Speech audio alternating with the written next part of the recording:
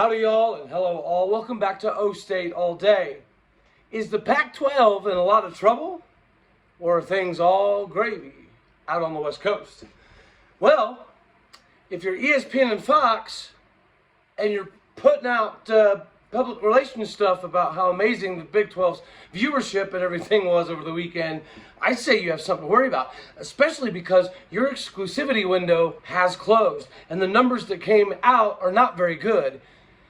We're making some moves, and Brett Yormark he's a wheeler dealer. He's gonna make some stuff happen. All the ADs, and it seems to be most of the coaches, all the coaches, everybody in the Big 12 loves Yormark, and right now he's riding high because KU, yes, Kansas University, they are the Cinderella, which is so ironic because March Madness is so amazing because of the Cinderella teams that come up and nip at the heels and bite people and climb into the Elite Eight, Final Four, to usually play Kansas in basketball.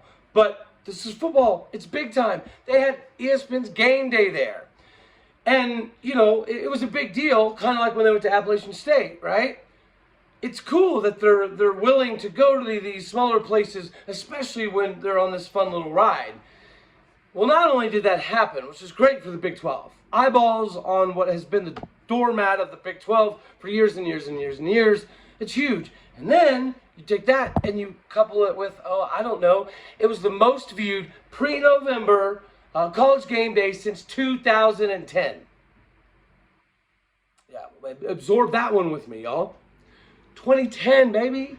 And then we need more evidence. That's awesome. I love it. Let's look at the Texas Tech Oklahoma State game. Texas Tech's unranked, right? Good squad, but you would think from a national perspective, not a big deal. Well, maybe, just maybe, it was the #1 watched Big 12 game on FS1 since 2017's Bedlam. We are taking care of business. Texas and Oklahoma's irrelevant pillow fight ended up being lower than typical, right? That's usually one of the top spots. It was not this go-around. BYU pulled 2.5 million viewers. And then the UCLA-Utah game, two ranked teams, and both of which, obviously, battled for the Pac-12 title. A lot of people had Utah winning the Pac-12 title. It only had 2.6 million viewers. And then you look at almighty USC, right? The Trojans, Lincoln Riley, they're rolling. They got Kellen Williams. He's on the Heisman list. They had to have dominated, right? No. They had 1.8 million views. Not bad, but not anything to write home about, not anything to write a check about, which is exactly what Yormark is here to play, baby. And that's why ESPN and Fox, their PR team is pumping the Big 12 hardcore right now. Why? Because we are now in an exclusivity window. We weren't supposed to be until 2025, but thanks to the Pac-12 and Kliavkoff doing this little chirpy derpy thing, talking about, I don't know if we're going to shop with the Big 12 yet. Well, sir, you can do whatever you want. You can shop wherever you want, however you want. But just know that when we come and knock in, we're taking what we want. Because there's no way that you can say the Pac-12 is on the same hemisphere as the Big 12. And anybody who does say that is just not in touch with reality, or maybe they should just, stop drinking or something. I'm not trying to be judgy, but if somebody's saying something crazy, let's call this stuff out, guys. This means a lot for the Big 12. Now, is 1 year gonna, dictate a massive amount of differentiation? Probably not typically, but this is not a typical time. This whole realignment thing has put college football and just flipped it upside down. And I think Yormark is playing chess, while Kliavkoff and the Pac-12 are over here attempting to play checkers. It ain't gonna work. You can see the writing on the wall. Everybody sees the writing on the wall. Whatever happens, we are going to dominate the Pac-12 from here on out, or the Pac-8, whatever they end up being. And yes, it's going to be nice having some of your schools. Are we going to take the schools that put their nose up in the air and literally called the Big 12 a JUCO conference or something to that effect? All you got to do is read. Guys, it's Google. Just use it. I've said this like 19 times. Do the research or don't talk about it.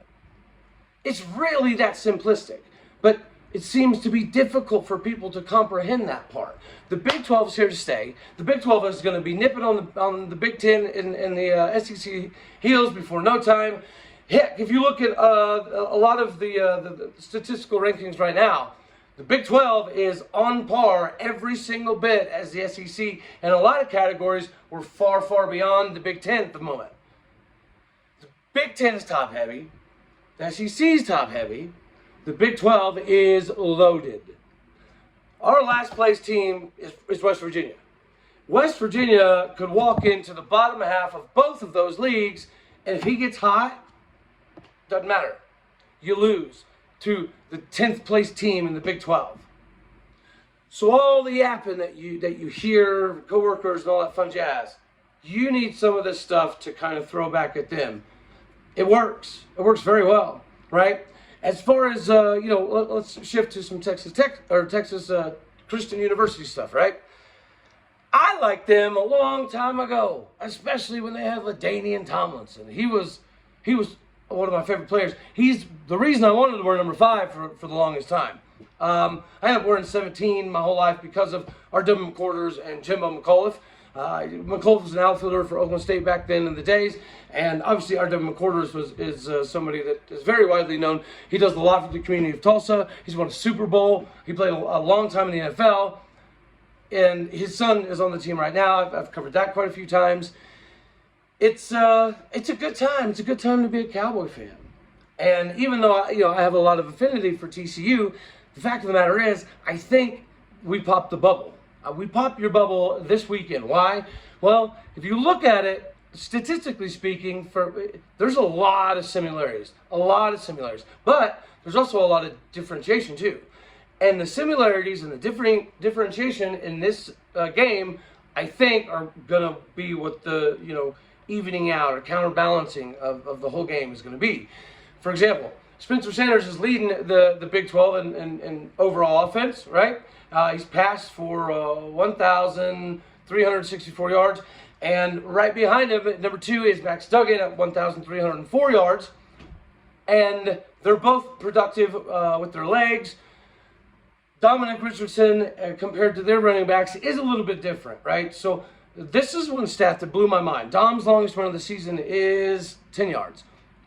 I had to read that multiple places because it didn't make sense to me. TCU has they have 2 tailbacks plus the quarterback that have gone for 60-plus yards multiple times. But the thing of it is, it's kind of deceptive. It makes you feel bad almost for Dominic Richardson, because he gets the yards he needs to get when he has to do it.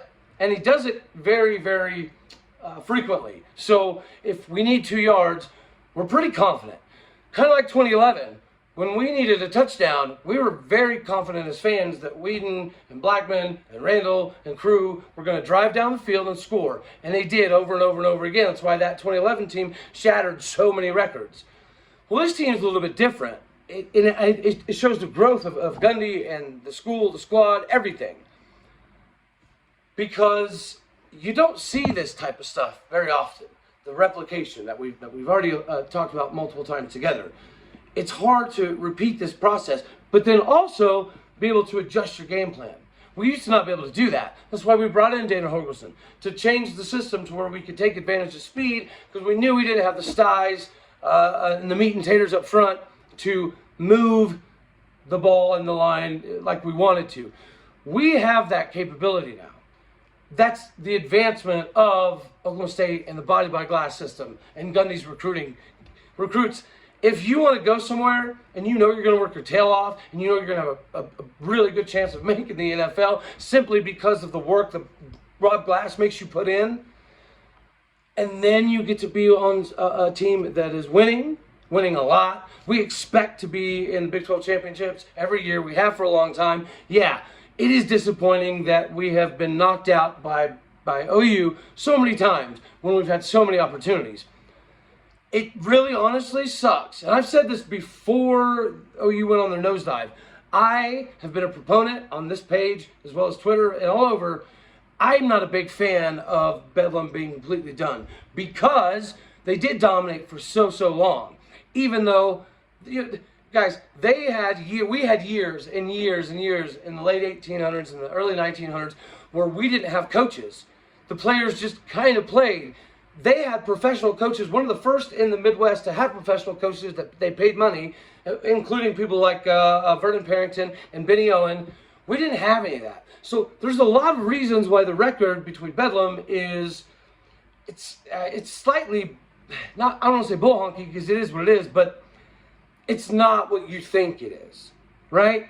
And we have been darn near dead even with OU for a good decade now. And you go look at all the games over the last 10 years, 90% of them are within 7 to 10 points. We could never close the door for whatever reason. And finally, now that we're closing the door and we're a 10 times better team this season, and we're going to probably mop the floor with them twice and another time on Sunday, I want to keep playing them because we can beat them now. This is the crazy part, is they're bouncing at the time that we can course correct. Now, we can play for 30 years, winning 8 to 10 games a year, and beat OU before we get that number. That's not what I'm saying. I'm not saying we're going to get to 89 wins. I get that. But and if you don't know, you should, that we are beyond even, and we have been for a few years now. Look at the in-state Oklahoma recruiting. We used to hope and wish upon a star that we would get somebody that had stars next to their name. Whether it be a 2-star, 3-star, we didn't care. That legitimately was something that we've gone through as a fan base, which makes this whole ride more often, this was what makes this channel so awesome. Guys, I have been doing this. I have been doing all this. I got stuff all over, but I've been doing this since I was a kid. Matter of fact, my uncle had a pool game room, right? We'd go over there for holidays, a couple hour drive, but it was a man cave. Kids weren't allowed down there. The only time I was allowed to go down there was when my dad wanted to show me off, just because I have this ability of retention for stats and information and numbers and so on and so forth, which is ironic because I'm terrible at math, right? But he would have me come in and be like, hey, Cody, where'd Brett Favre go to high school? Where'd Brett Favre go to college? What was his number? How many yards did he have? When I was a kid. And so I kind of ate it up. That was the only time I could hang out with the big kids and play basketball with my uncle, my dads. Or my dads and my uncles, sorry. So that was my fit in at a young age. And it always made sense to me. And I do this because of things like Bedlam. People need to understand that, yes, the record is what it is, but there are reasons behind it. And we didn't even start the rivalry. OU started the rivalry in 1897 when they came up with a chant talking about still water is a stale water and a stool water slough. OU created the rivalry, not us. OU stole the paddle inside the Victory Bell. And they had it for years and years and years. And then there was a bunch of contention. In the 1960s, they finally got together, OU and OSU, and that's basically the idea behind the Big 12 trophy. So if you look at Big 12 trophies through a long time, they were always a bell, right? And so some of that stuff to me is awesome. OU fans should know this stuff too, but they don't want to know it. All they want to do is be able to say 89, 19, and 7. That's all. That's it. All they want to do is say, well, Gunny's only won 3 times in the last however many years. That's all they want to talk about. They don't want to talk about the now. They don't want to talk about the reality of their fan base turned slightly toxic. And you can't say that I'm wrong, because their fans in the stands are terrible to their student athletes. Look at how many times they boo their own people and chant for other people. You don't really see that at Oklahoma State. Like I said, I've been to hundreds of games in multiple sports. And I've seen maybe a few times that it was just so blatantly obvious, like, with all due respect, the Alex Cate situation. We didn't boo to get Whedon in the game enough. But it eventually worked, and then Whedon became Whedon, and so on and so forth. But that's a very rare occurrence. We don't do that to 5 stars. Why? Because we don't give 5 stars. And it's funny that people give us a hard time about it. Who cares? We don't need 5 stars. We have Rob Glass, and we have Mike Gundy, and we have Casey Dunn, and we have Dan Hammerschmidt, and we have Derek Mason, and we have Greg Richmond, and we have J.W. Walsh. Guys, the list keeps going and going and going. What does OU have? 42 new players, pretty much a whole new staff, and a bunch of dysfunctional craziness going on with a quarterback. The quarterbacks, their backup quarterbacks, would maybe start at like Toledo. Like I feel bad for them almost. And I hate the fact that Bedlam's going away, because now they get to run off and say, well, you guys could never beat us and you got this big old record. When I think the ones that are half-assed practical, those people can sit back and say, yeah, Oklahoma State's got it now. They're going to keep getting us. But y'all ain't going to be here. So whatever. But the cool part is we're going to meet up at some point in time, whether it be regionals, super regionals for baseball. We're going to meet up at basketball tournaments, maybe both in the NCAA tournament, March Madness stuff, maybe later down on the line in the 12-team playoff. Those things are very, very possible if OU can get it together. It's got to happen pretty quickly. Guys, there's a reason Lincoln ran off, and you can say whatever you want, but I think a large portion of it was the whole SEC stuff. Lincoln knew that OU wasn't ready. They were going to have to shift their identity a little bit. And I think he did express concern, and nobody cared. And I do think that rubbed him the wrong way. I could be completely wrong. I could be. But there's a lot more to it than him purposely being this massive, terrible bandit that just swooped up and took off with everything. Like OU put out a statement that they're basically tanking, not purposely, but they're nosediving, because of Lincoln Riley, because of what he did. But nobody was saying that when they was in the top 10. Nobody was saying that when they were being touted as the winner of the Big 12. And nobody was saying that when OU fans were acting like they were going to win the Big 12 with ease this year as they slide into the SEC. Well, now you can slide in with a slip and slide that don't work. You may need to lube it up, a little bit of soap, a little bit of water. You need to do something other than talking. Your fan base has got that part of it, right? It's like having a bar fight, right? You got the dude that just knows how to yap, and it's like, okay, well, you got the talking part down. Do something. The do something part right now at OU, I think, is reflective of what's in the stands. If you turn into those type of fans, you're going to get student athletes that don't believe in, doing things from the ground up. We do things from the ground up every single year, and sometimes it's frustrating. I've already made a video about how Gundy gets too field goal happy, and it's cost us game after game after game after game, and I'm afraid that's what bites us this year. Not the back end of the defense, not the linebackers, not the running backs. I think that Gundy's propensity to get super ultra conservative in the fourth quarter when you have the chance to put games away is going to bite us. Hopefully I'm wrong, but that's my fear. And guys, let's just have fun with this game. The stats are close. Spencer Sanders, again, big yards. Max Duggan, big yards. Dom does what he's supposed to do. Spencer's right around 4.2 yards carry. Dom's 4.1 yards carry. Here's the scary part there, though. TCU, they're averaging 6.6 to 6.7 yards a carry. Between Max Duggan, 6.4 yards a carry. Kendre Miller, he's, 6.8 yards a carry. And then Amari DiMarcano, 6.7 yards a carry. If they do that, they're going to eat our lunch all day, every day. It's going to be a long evening, afternoon. But, you never know. Because if you look at the other side of the coin, well, we have a decided advantage as wide receiver. They have a wide receiver that's definitely going to the NFL. His name is Quentin Johnston. He's averaging 12.3 yards a carry, a little bit over the 400-yard mark, so his yards are really good. Yards per reception shows you that he did get a decent amount of targets. Well, on the other side, he gets like 32 targets, something like that. On the other side of the coin, we have Braden Johnson, averaging 73 yards a game, 21.3 yards a catch, and he's doing it in a multitude of ways, right? And then before you get to TCU's next top wide receiver, which is Barber, it goes Brennan Presley, Bryson Green, and John Paul Richardson way before. So does that mean their passing game is a little bit inept, or they spread it around a little bit more than everybody? I don't know, but I do know that Braden Johnson has done all of that on only 17 receptions.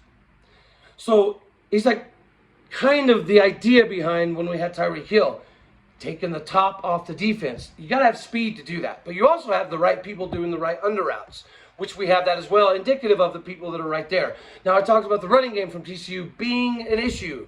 It's going to be an issue, except for we're going to shut it down. The D-line, they had some mistakes this last game. Baron Morton's a beast. If you haven't seen my Baron Morton video, go check it out. He's legit. We should have been prepared. But what happened was, imagine the Trojan wall, right? We were getting out of position. We're not going to do that this game. We're going to move appropriately in and out and up the field to kind of obviously set the edge and make him force back in. Well, when he forces back in to take off because he's as fast as all get out, I think our D-line is going to make that adjustment. They were gap sound last game, but the hat-on-hat portion of it got a little skewed because of maybe them trying to do too much. Because if you do too much and you push up field too far, you go past the 8-yard mark, they're not necessarily helping the situation. So it's hard for them to go full speed, but then also have your eyes around you to be under control. I could never play D-line. It wasn't for me. I mean, being 6'4", 220 pounds, I probably should have been, right? But it's just, I wasn't a big fan. I like playing wide receiver. It was what it was. But our D-line, I think, controls this. They cannot run for 6 point whatever yards a game. We'll be crushed. But our D-line is going to control it. And then finally, defensively, they've got some dudes like Winters. You got to look out for him. He's a beast. He absolutely is. But when you look at tackles for loss, who leads the Big 12? Mason Cobb. Who is in the top 5 for passes deflected? Trace Ford and Jason Taylor. Our defense, the sack numbers, I think, are going to increase. You've got this run of Tyler Lacey and Ben Kapinski, Brock Martin and Colin Oliver and Trace Ford and Brendan Evers and Sione Asi. I mispronounced his name the other day. Apologize for that, but it's Asi. They're gonna do just fine. I expect our linebackers to continually improve, try to stretch the field, take away the cutback lanes, which is something on film that Xavier Benson has been excelling at. Mason Cobb, again, has that quick twitch, read and react, instantaneous. Xavier, it looks like he processes it a hair slower, just a hair slower than Mason Cobb, but he's really good at pushing it out. He has 36 tackles. Mason Cobb has 38 tackles. So we're going to be just fine, guys. We're going to be just as fine. I have us winning 52-41. Again, this is my 3rd attempt at the same video. Hopefully this one loads. Don't know what's going on. But anywho, I love you guys. We got this. Check out my other video with my picks that should be loading as well. God bless. Go Pokes. Take out the Horned Frogs, baby. Catch you on the next one.